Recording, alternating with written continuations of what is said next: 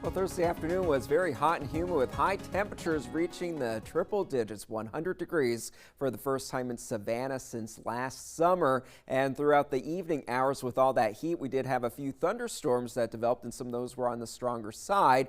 Drying out now, but there's the view from our Savannah camera overlooking the river and River Street. Temperatures still very warm, upper 70s. We won't really be cooling off much as we head into the overnight hours with a lot of humidity in play. That's about where our low temperatures will be by Friday morning. Viper radar tracking some showers and storms pushing off of the coast, but this is what we were tracking a little bit earlier that was moving through places like downtown Savannah and into the low country. That did knock some trees down, some light to moderate rain out into Tattnall and Toombs County, northern Appling County, but that strongest cell is now pushing off of the coast, and it did produce some pretty heavy rain. A few spots, Viper radar estimating over a half an inch to even an inch of rain, mainly on the South Carolina side of the river into Jasper and Beaufort counties getting the heaviest rain. Tomorrow morning, we will start off with a good supply of sunshine. Temperatures will be in the upper 70s to lower 80s for most of us during those early morning hours, quickly climbing into the mid and upper 90s for those high temperatures. A few stray showers and storms are possible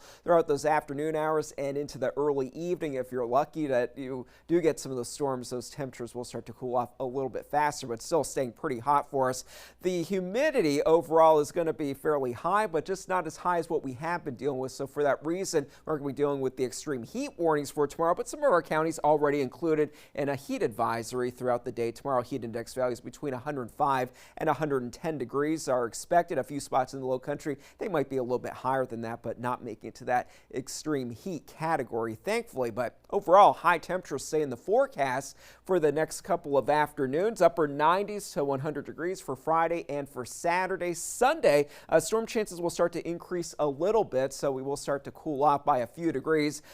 Temperatures below normal, if not pretty close to normal, for Monday and Tuesday of Wednesday of next week, with slightly higher thunderstorm chances expected, topping out on Monday and Tuesday right around 40% and then tapering off again as we head into the later part of next week. Vipercast shows us that tomorrow morning we start off dry. Cloud cover will start to stream into the region before lunchtime, and it's during those afternoon hours when we will begin to see a few showers and storms developing, mostly along and north of Interstate 16. Through pockets of heavy rain, certainly not out of the question. That'll be the case as we head into the late evening hours, and at least overnight it looks like conditions for us locally it will begin to dry out, but more toward Charleston they might still be dealing with some rain through the 11 o'clock hour. In the tropics, we want to mention that things are pretty nice and quiet across the Atlantic basin. No development is expected over the next 7 days, and with a strong El Nino and a lot of Saharan dust in the atmosphere, Colorado State actually updating the forecast for the season, lowering their forecast to 9 named storms, 4 hurricanes, and just 1 major hurricane expected. In the 10-day forecast, lots of hot weather is expected with the exception